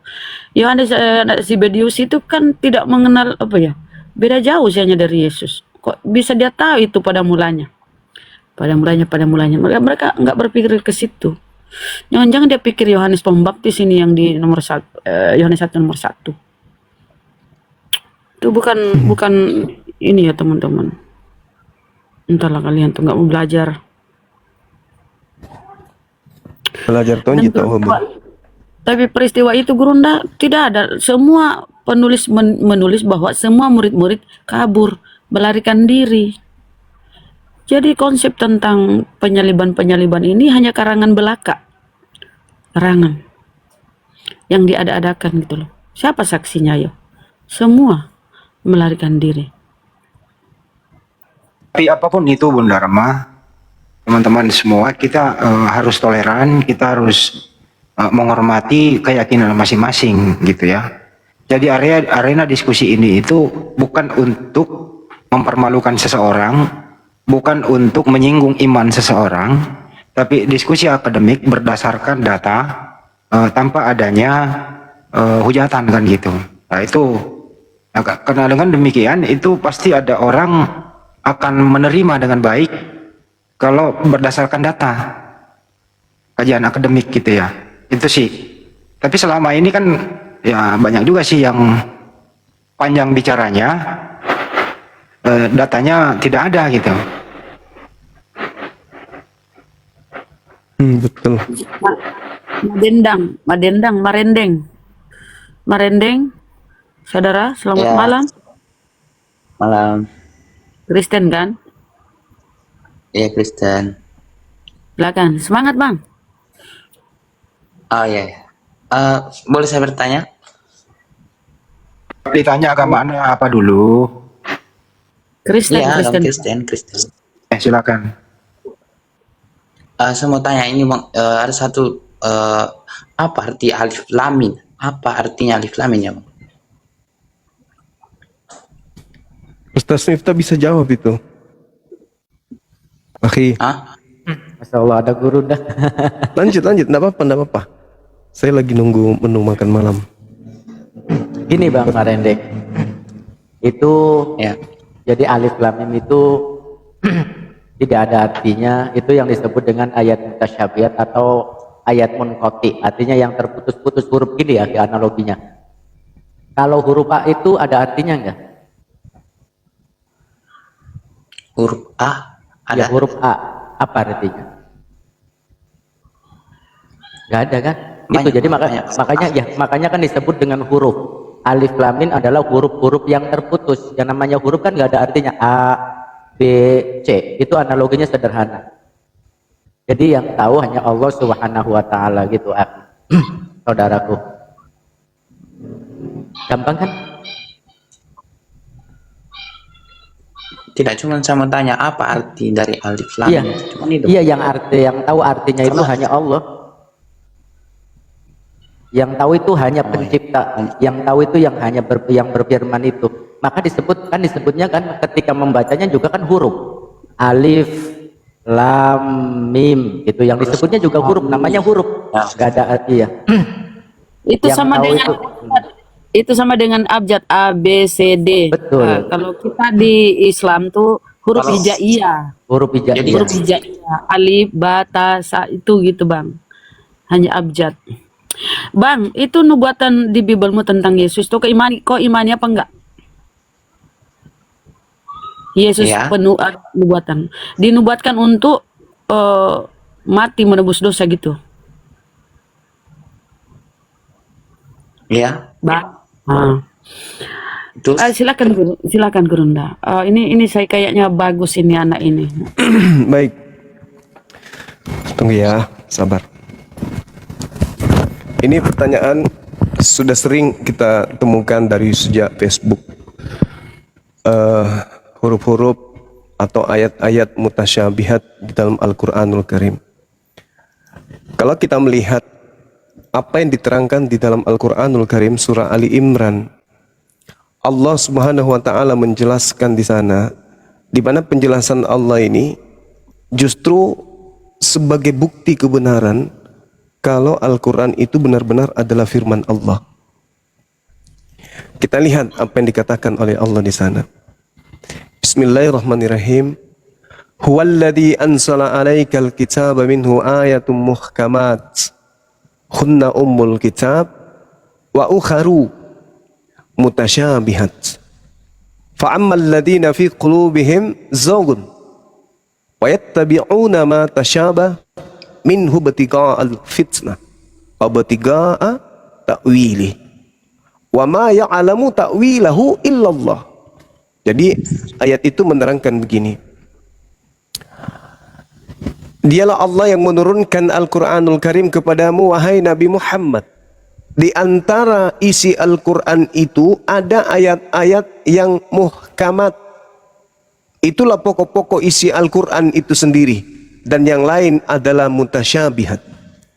Adapun orang-orang yang dalam hatinya ada kecenderungan kepada kesesatan, mereka mengikuti ayat-ayat mutasyabihat untuk menimbulkan fitnah, kekacauan dan keraguan. Dan mencari-cari arti daripada huruf atau ayat mutasyabihat. Padahal kata Allah, tidak ada yang mengetahui isinya kecuali Allah. Tidak ada yang mengerti makna, tidak ada yang mengerti isi daripada ayat tersebut kecuali Allah. Nah, sekiranya ada orang yang mampu mengetahui arti atau takwil daripada alif lam atau yasin, artinya Al-Quran itu gugur. Ternyata Al-Quran itu tidak benar. Sementara Al-Quran mengatakan tidak akan ada yang tahu illallah, kecuali hanya Allah. Ini sudah 1400 tahun silam. Masa sih kalau itu bukan firman Allah dan bukan tantangan Allah, kok iya selama 1400 tahun tidak ada orang yang bisa memecahkan rahasia huruf tersebut? Ya jelas tak akan pernah bisa. Karena kata Allah, "Ma ya'lamu ta'wilahu illallah." Tidak ada yang tahu kecuali aku, kecuali Allah. Maka mau diotak-atik, diusahakan untuk kita cari, tidak akan pernah ada sampai kiamat. Hanya aku, kata Allah, hanya aku yang mengetahui takwil daripada ayatku itu. Itulah bukti tantangan. Wahai orang-orang Arab yang pandai kemudian syair-syair yang menyusun huruf-huruf Arab, silakan Anda kalahkan Al-Qur'anku, Anda kalahkan ayatku. Nih, aku tunjukkan ayat-ayat mutasyabihat. Jika ada di antara kalian yang mampu mengetahui isi kandungannya, berarti Al-Quran ini bohong. Sampai hari ini kekuatan dari manapun, ahli bahasa manapun, tidak akan pernah bisa tahu makna daripada ayat-ayat mutasyabihat itu.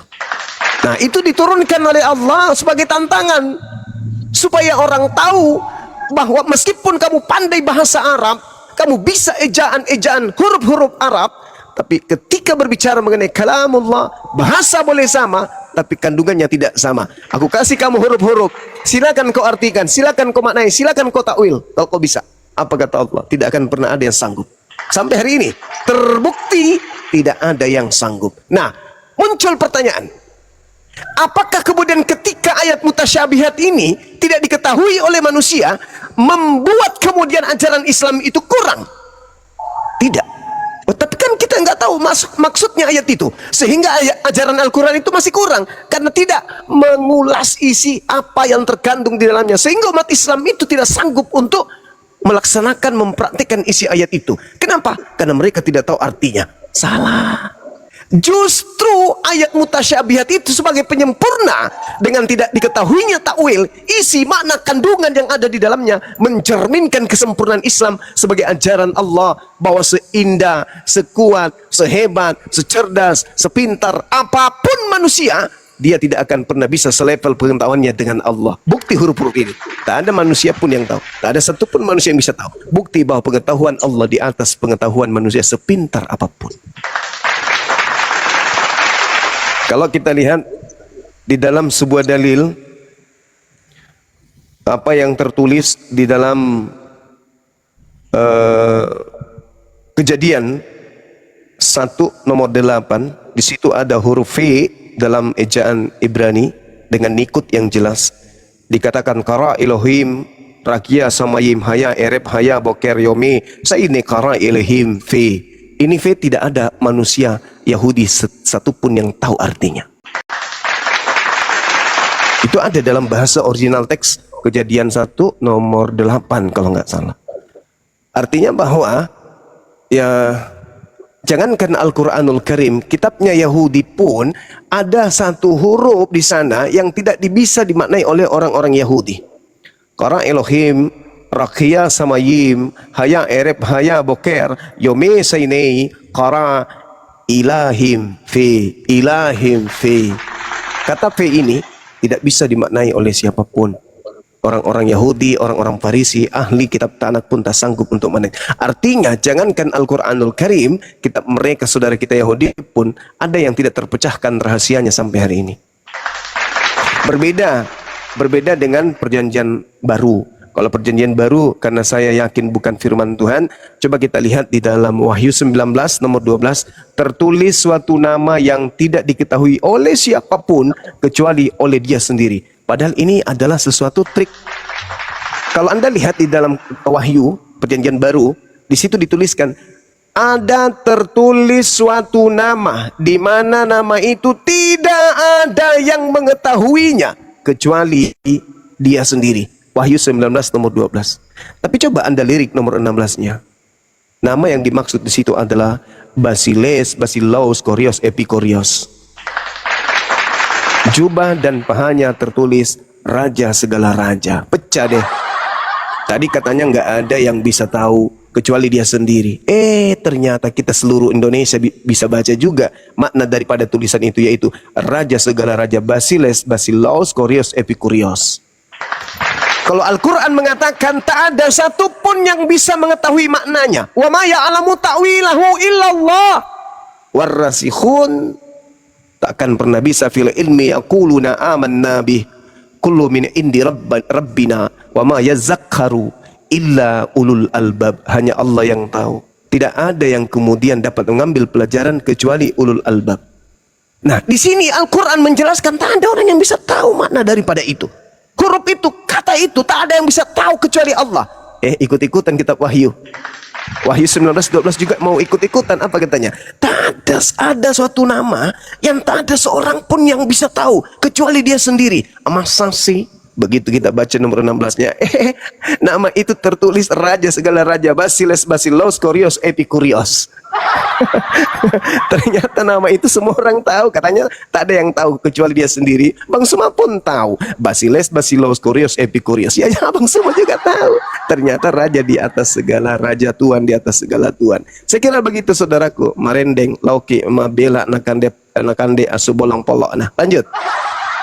Masya Allah.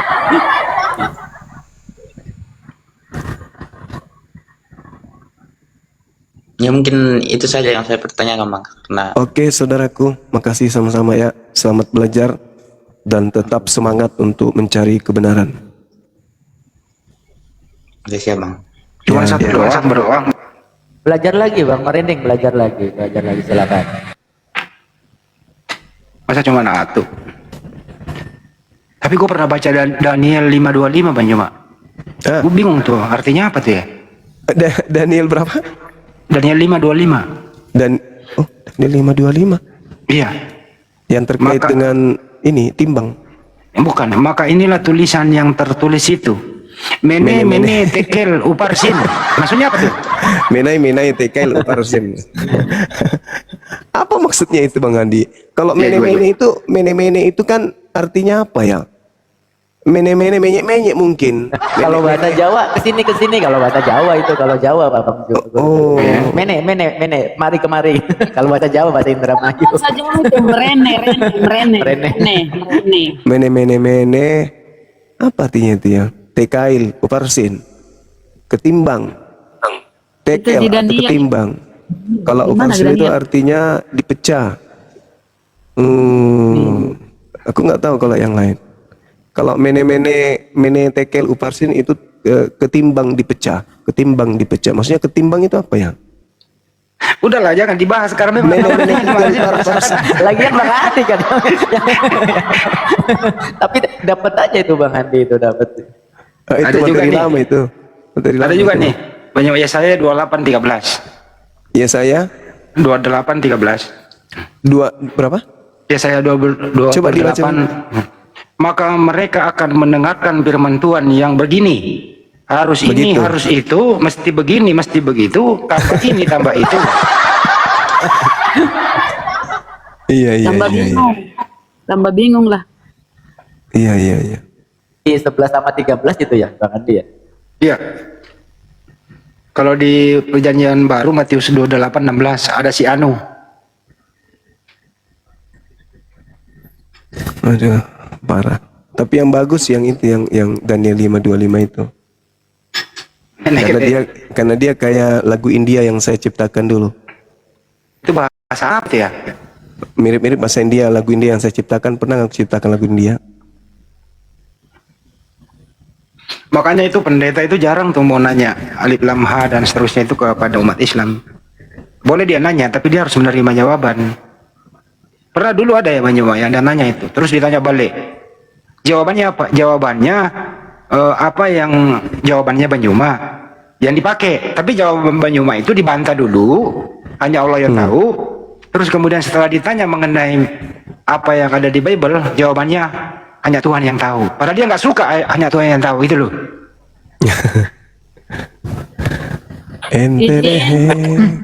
Bang Andi. Guru ndak kalau kita Iya, buka iya. dari teks originalnya kok itu dari bahasa ini, Aramaik apa? ya. Panggilan rapat gimana? Iya, memang betul. Ada panggilan Kenapa, Bun? rapat ini. Ada panggilan rapat di sini. Udah jam 10 belum. Jam 10. Oh, jam 10 Oh, belum hari ya. ini ya. Ya. Ya ini pada ada semua katanya di. Ya lanjut dulu lah. Jam 10 ya. Jam 10. Tenang. Mas Aha, kemarin kamu belum selesai itu Apa tuh? mengenai apa itu Google yang kau tampilkan itu peta bahwa Nabi Adam itu lahirnya di mana, di Tibet ya? Di timurnya Tibet, Bang. Timurnya Tibet. Iya. Masuk kawasan Asia itu ya? Asia Timur. Kan ada Asia, Asia Barat, Timur. Timur, iya. Jadi Taman Eden itu berada di sana ya? Betul, Bang. Makanya kan Nabi Muhammad itu bilang bergurulah sampai ke negeri Cina kan? Nggak ada yang kayak gitu ah. Lah. Kan ada itu tuh. Sering dengar aku tuh. Hadis palsu itu, Bang. Hadis palsu itu. Iya, iya.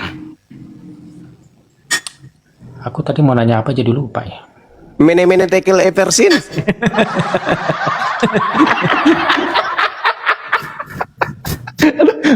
Aduh lagi minum jadi kalau Begini, aku begitu, sama saja. Lagunya Bro. Coba Mas Ha, lu pernah baca Daniel 5:25 nggak Mas Ha?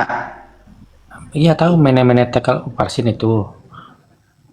Iya kan artinya itu kan berbicara tentang raja terakhir dari Babilonia kan. Dikatakan apa namanya barangkali amal ibadahmu sudah ditimbang dan tidak seimbang gitu loh. Kira-kira begitu. Diartikan dia. Gitu kan? Hebat juga nih Mas Ha ini. Iya. Ahli tafsir dia. Lumayan lah. Lumayan lah.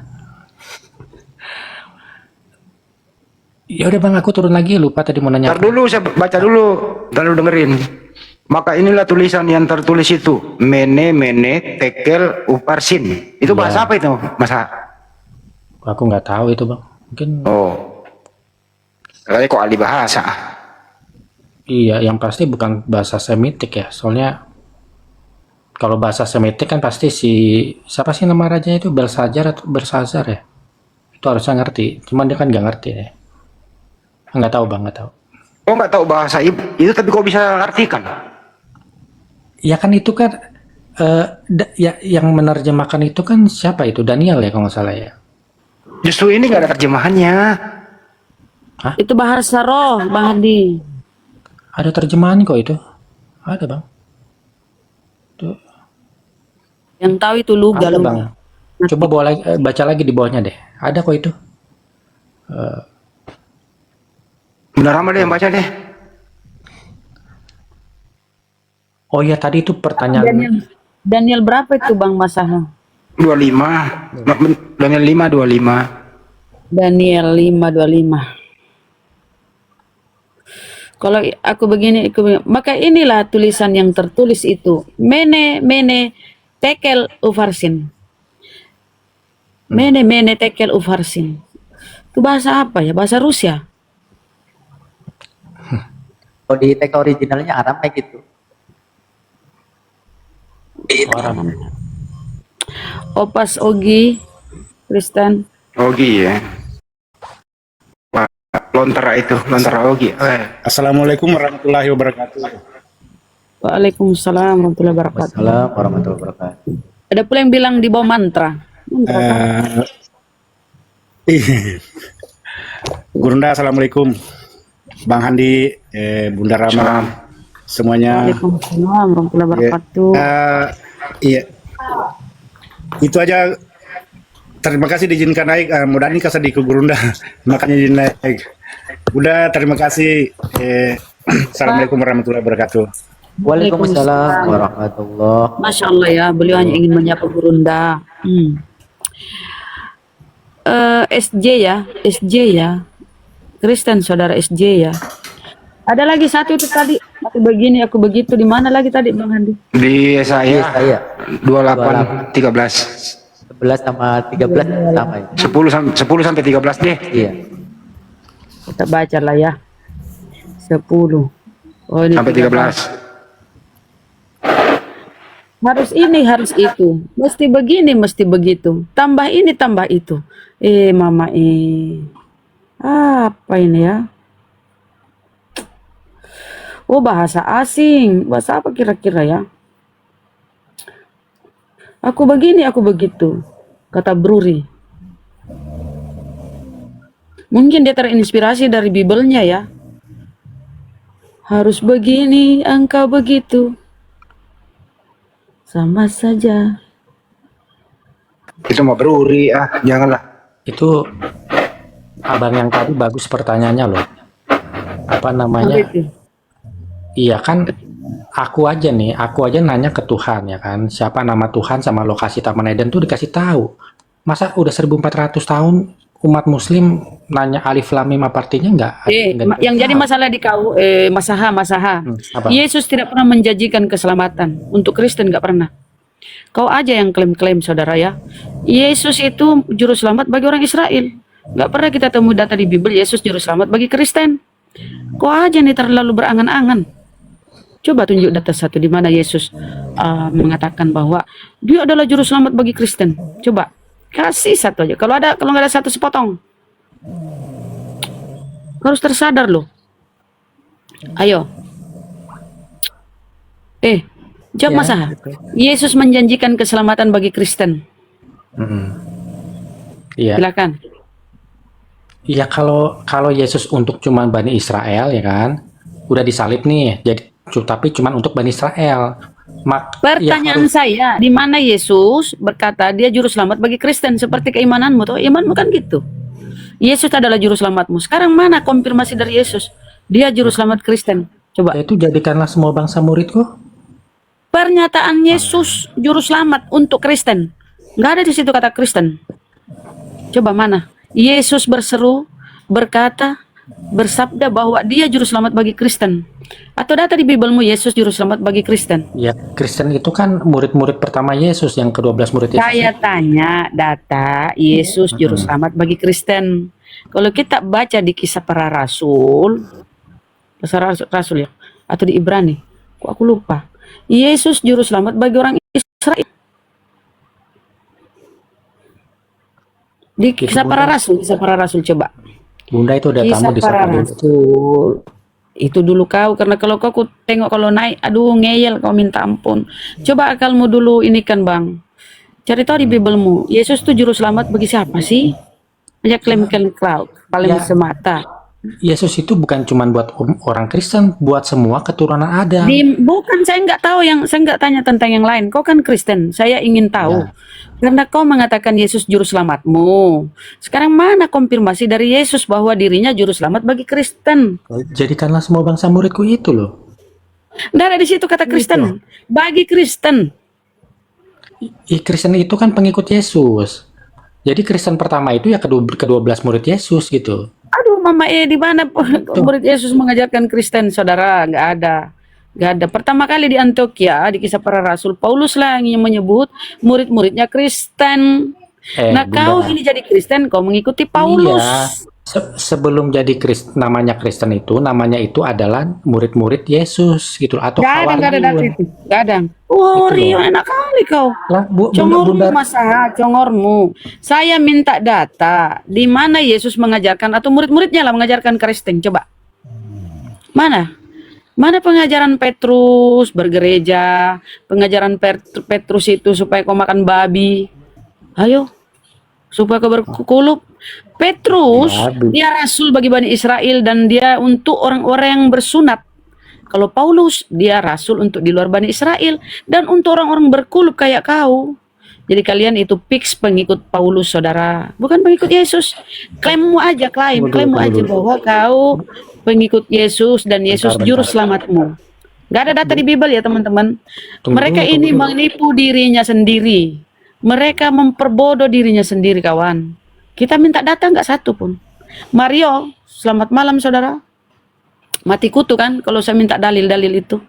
Yang Ini- kau tahu saja. Oh, Bunda Rama ini. tahu dari mana aku berkulub? Memang Yo, kenapa? malam sebentar ya. Ya, Mario silahkan. Ya kalau kau Kristen baru kau menyunatkan dirimu, maka sia-sia Yesus disalibkan.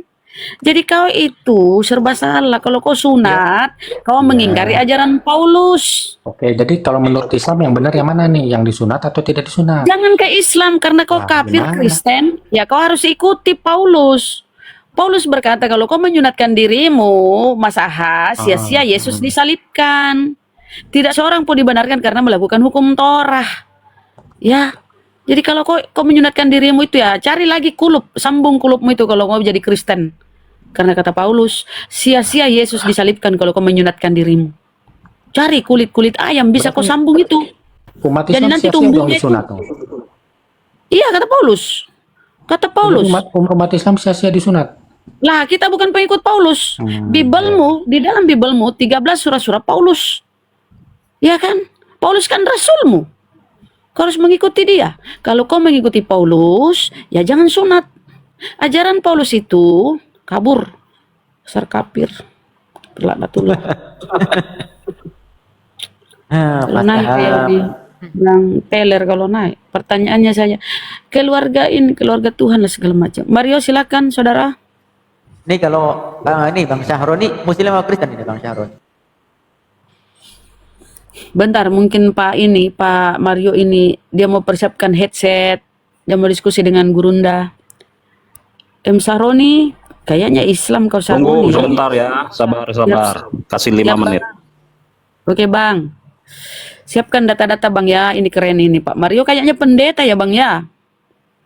Mantap lah, kita bisa menyimak malam ini teman. Semoga ini bisa mengedukasi ya saudara-saudaraku di bawah, baik yang Kristen maupun yang Islam. Dan kita ambil menjadi pembelajaran. Jadi dicatat ya teman-teman, dicatat. Ini ilmu yang sangat bermanfaat, tanpa perpuluhan, tanpa puluh-puluh. Jadi sekali-sekali kita harus ini sih masaha ya, biar otaknya itu terbuka sedikit.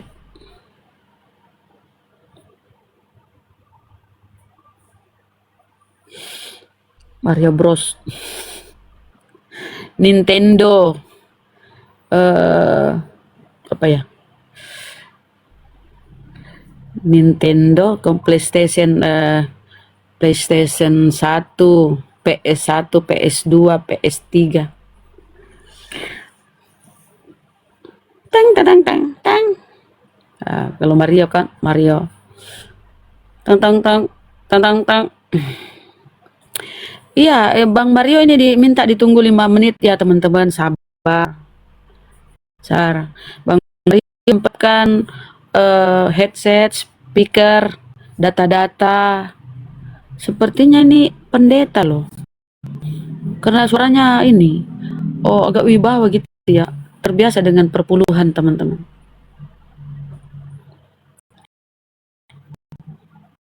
Waalaikumsalam warahmatullahi wabarakatuh. Iya, sound card atau headset ya. Jadi teman-teman, mereka suka klaim dia pengikut Yesus. Apa yang kau ikuti dari Yesus? Yesus anak Maria enggak lah. Ya, yang kau ikuti itu ya dari ajaran Kristus yang diperkenalkan oleh Paulus. Makanya 13 surah-surah di Bible itu surah-surah Paulus. Disitulah yang mencakupi iman kalian. Kalian di situ. Paulus menganggap hukum Torah itu enggak ada lagi. Dia hidup secara bebas. Jadi berhentilah kalian mengklaim bahwa kalian pengikut Yesus anak Maria. Kalau Yesus atau kalau Kristus palsu yang diperkenalkan oleh Paulus ya sepertinya sih, bukan kita ini ya, sepertinya. Kenapa kawan-kawan? Karena Paulus ketika perjalanan ke Antioquia, Gurunda lagi menunggu Mario. Saudara Mario minta waktu 5 menit teman-teman. Ya, dia mempersiapkan data-data, literasi untuk menghadapi Gurunda.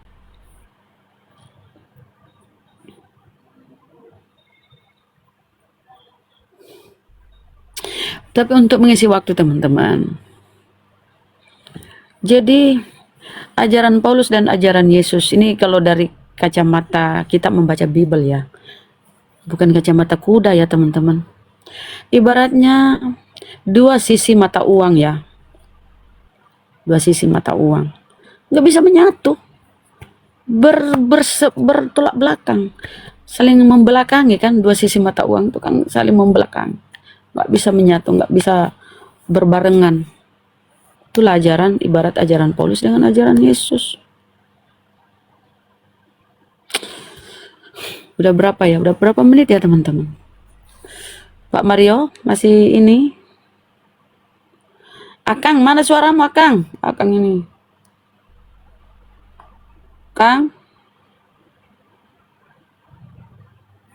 Ayo naik. Kristen yang mau menemani.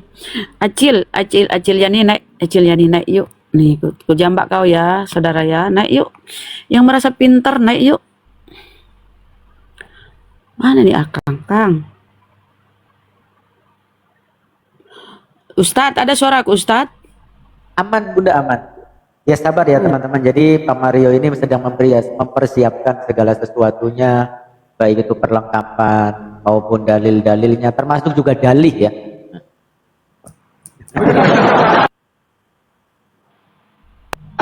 Jadi beliau bukan hanya sekedar mempersiapkan dalil, tapi juga mempersiapkan dalihnya juga, tapi juga sekaligus mempersiapkan kain kafan ya.